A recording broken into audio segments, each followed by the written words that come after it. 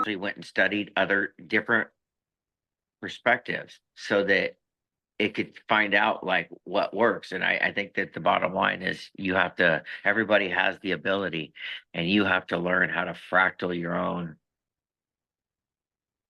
essence, your own self, to get the most fractal, to get your magnifying lens to do the most of it coming out. You You're just the have one. an Yep. own expression of Uh-huh. find your own path to the answer, to the truth. Right. And so if you're and what I've been thinking about that, Shelly, is like especially like through social work and like my military officer development, it's like you always have to keep going, seeking, right? And like even though you're still you think you're still there, no, there's another rank to attain. There's other skills and other identifiers to attain. It never stops. And especially like in social work, you would never want to stop trying to be a better therapist. In science, science never stops. Science is constantly changing. And that's a And thing that a lot of people tend to forget, along with the fact that everything was magic until we really figured out what the hell it was. Like, people saw electricity and thought it was magic until we harnessed it. It's going to be the yeah, exact same thing with ghosts. We're going to be able to figure out what the hell ghosts are once we understand what it is. It's just yes. science that we need to find out. Yeah, and that's exactly, I just tell everybody I was standing in the room with Gary Nolan, and everybody should just look up Gary Nolan and see what position he is and what he's doing with his words in his mouth. He's saying he's at this institution. He's got the leading equipment for imaging, and he is getting patents for healing. And he's saying literally, I'm working with the woo. The woo woo. What are people going to do when they understand the woo is in our computers? And that's what he's telling people. And I find this to be interesting, right? This is interesting because well, he's outwardly saying it, and then the people that he's connected to and the people that they're connected to, people who actually have studied it, got paid to study it, and well, it's really hard to make sense of, but also that would be pretty darn cool too. Like if our technologies just started helping us really super how to heal, like in a big way, like that would be pretty darn cool. I would accept that. Yeah, I think we're already seeing examples of that. How AI and robotics can really help heal, and not only heal, but help the disabled in a big way. Have you guys seen any of the first patient of Neuralink Oh who came yeah, yeah, out and talked about Neuralink? yes, yeah, and what I It's was telling amazing. Yeah, and what been telling people is there is files in the FBI and the CIA and the NSA that have technologies. Literally, the Space Force bullet number 3 is technology beyond Neuralink. It's technology beyond Neuralink that was created for the Space Force, and there's papers in the released CIA files that show that we are already fighting a brain injury thing, Neuralink non-touching with other people already, and it's like generals and stuff and that's what I've been telling people is like, yeah, they're getting us ready for this stuff, but it's already well developed on the secret side. Everything that Yeah, everything that's it's already they're already doing it on everything the. we see out on the market is centuries behind what they have. Yes, and some of us are starting to really like, well, wait, what is that? Like, if you just stop and like slow down, it's like, what would that mean if they were 50 years ahead of us on AI? What would that really mean? If you, and that's what I think happened in like 1975. already getting some really strange stuff with AI. So what would that mean? It's strange stuff, strange times, I guess. Lights in the sky. I don't know. Yeah, when it comes to AI, I'm not too heavily like knowledgeable about it, but it's Yeah, interesting. we're studying consciousness and downcraft at Stanford Research Institute. That's what that's what's on the craft is ancient symbols. They were down by nuclear detonations. I happen to be a retired nuclear officer, so that's why it drew my interest in the nuclear piece. That's why you've heard some of them, those people talking to Congress. If you're a hippie type person, you're pretty excited like me. With what's coming out. What's that? Oh, I think it's that cut out. It didn't like that conversation. I'm back.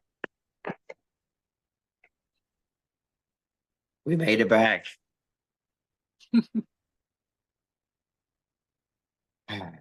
Well, So Lucas, what about the Brown Mountain lights? Yeah, that's probably one of my most woo-woo, crazy sounding stories that I have. Um, so yeah, me and my former partner Natasha, we went up to Brown Mountain Lights. If you don't know about them, they are lights that appear at night, um, consistently near the Brown Mountain State Park. Uh, they are lights that just float up in the sky. They usually come from the plateau below, and then they'll go up into the sky and take off. That was what was told to me and what they said I was going to see or what we were going to see. So I think this was probably the third or the fourth time that me and Natasha and I have gone up there. uh-huh. It was snowy. We get up there, we time it so the lights don't start usually. They wouldn't start until like 2 o'clock in the morning. So you had to stay up pretty late. Um, we got there about 12 o'clock at night. It was snowy, and we noticed that there was a car already parked there. And the car, like I kind of parked a little bit of bits away from it. And when I pulled in, my lights hit it, and there's police tape all over the car. So that was the first indication that something a little weird was going on. So we pulled Right. in. I asked her, I was like, "Do you still want to stay here?" She's like, "Yeah, it's not a problem. You know, what's the worst that could happen? We'll just stay in the car." So we stayed in the car. It was a long night, but it was active. I remember that we consistently saw lights off in the distance that we couldn't explain, and I was very we I was really deep in it at that time. I had maps charting out where the airplanes would, planes would be going in and out of Morganton, which was Morganton, North Carolina, which is a city you could see off to the right where I was looking out. And then there's a big plateau. There was a couple of radio towers that we had marked out to make sure that, those lights were messing with us. It was an active night. There was a consistent pattern of lights coming up and just going straight up, going straight up. So we were pretty charged throughout the night. Uh-huh. Our blood was pumping. We were Yeah. excited. So we were sitting there for a little bit, and then I don't remember what time it was. It was pretty late. Out of nowhere, I was sitting in my car just looking out, and it looked like someone had turned on a ceiling light, just a big halo ceiling light in the middle of the sky, really close to us. Like it was floating above the plateau, but it was closer to us.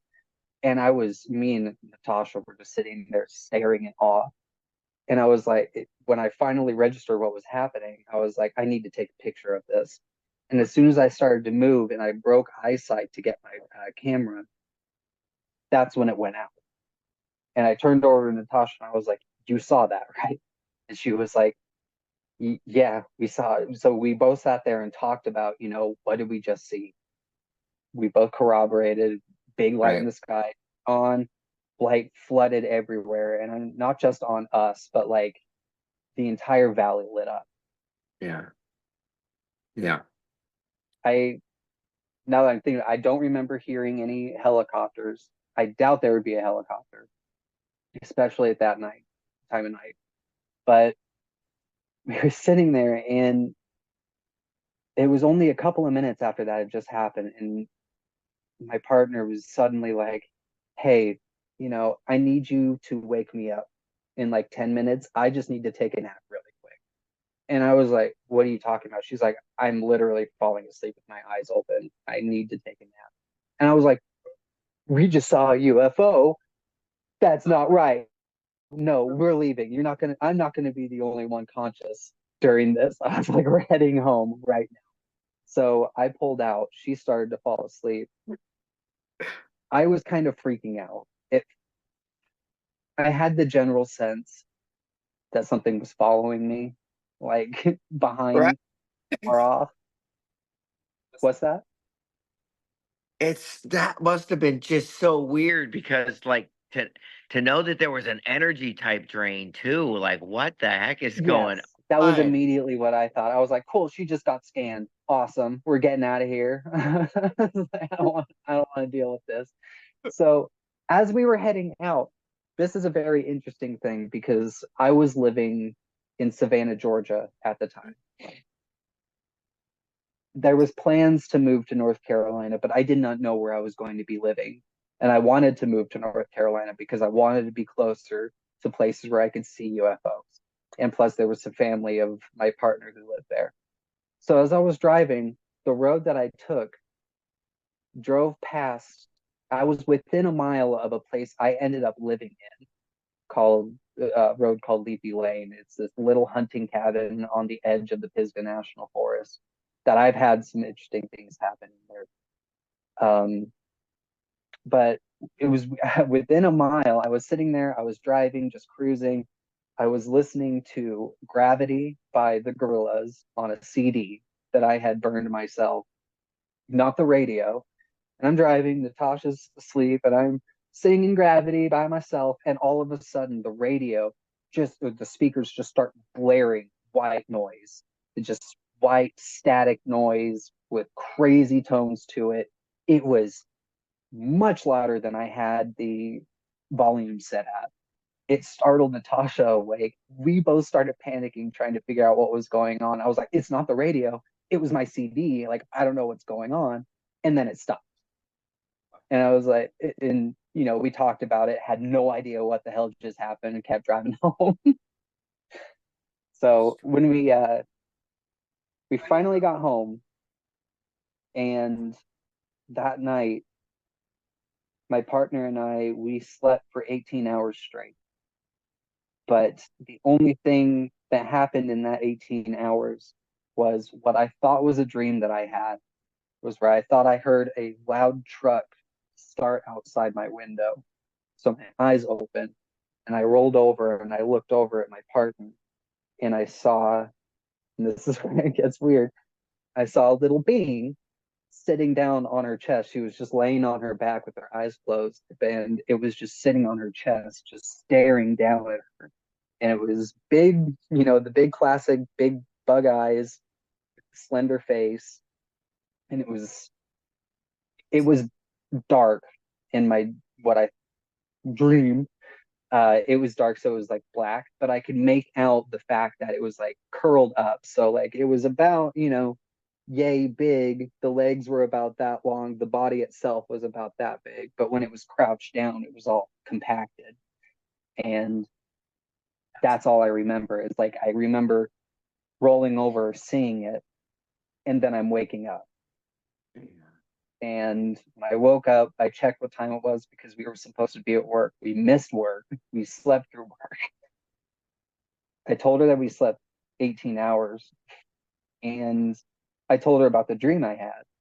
And she was like, that's really weird because I remember that I was struggling breathing at like, just that's all she could remember while she was sleeping was the fact that she was struggling to breathe. And I was like, okay, cool. Yeah, there was something on your chest. Awesome. Awesome. Like, but that's the weirdest thing, not besides the alien, is after that, we were sitting in the room. I hadn't gone downstairs and it was a 2-level place.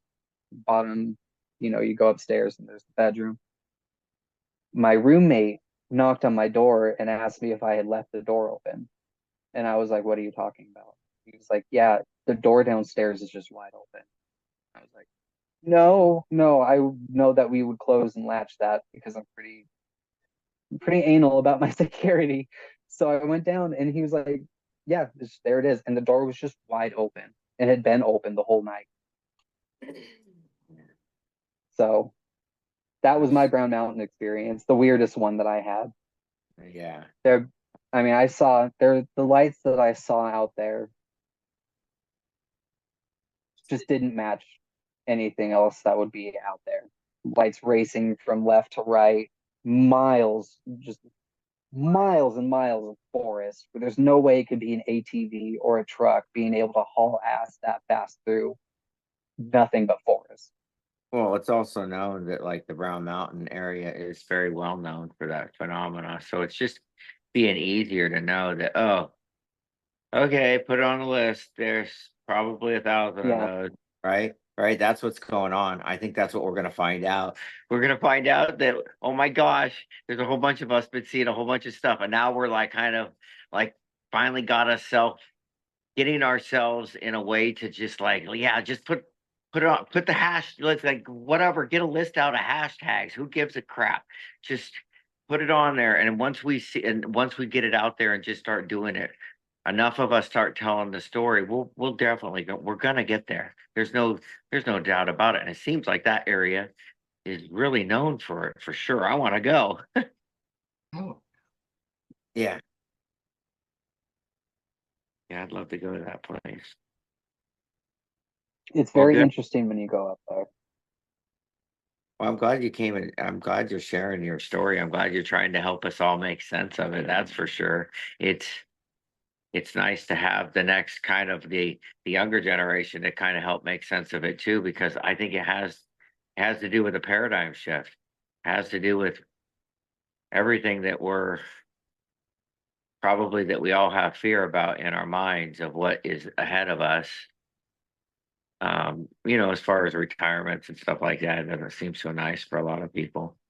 And we kind of have a responsibility of like, the next generations coming in, and the youth that we encounter that comes across our path, uh, keeping all of this in mind when we're interacting with them to give them the room and the freedom to be the little human beings they're meant to be, versus squashing them or shuttling them into the infrastructure we currently have going. And because they're going to be the ones building the new, not us.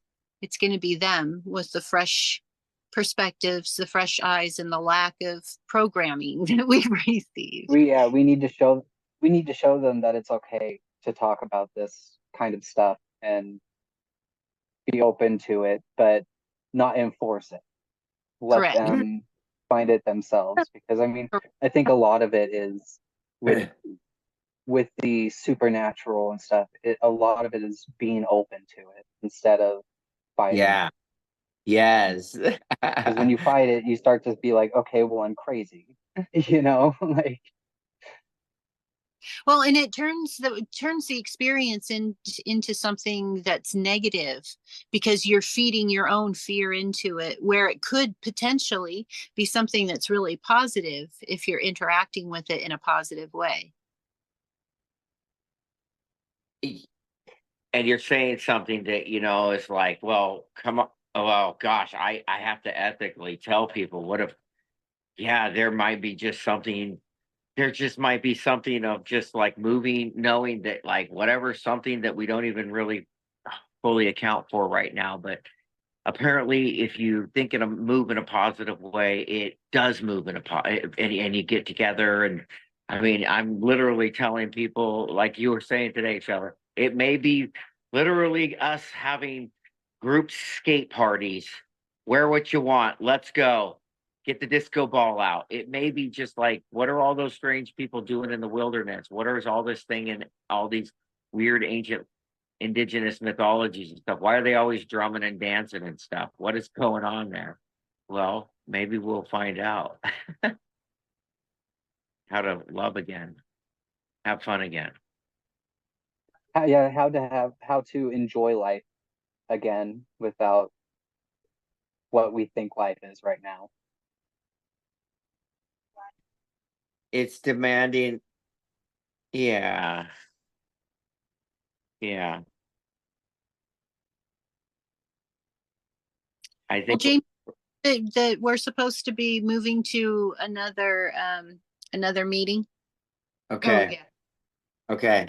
We have to switch links though. Thank you Yeah. for coming. Thank you. Absolutely. Thank Thanks you. for guys for having me. Thank you All very right. much. Love you Congrats guys. to the guy.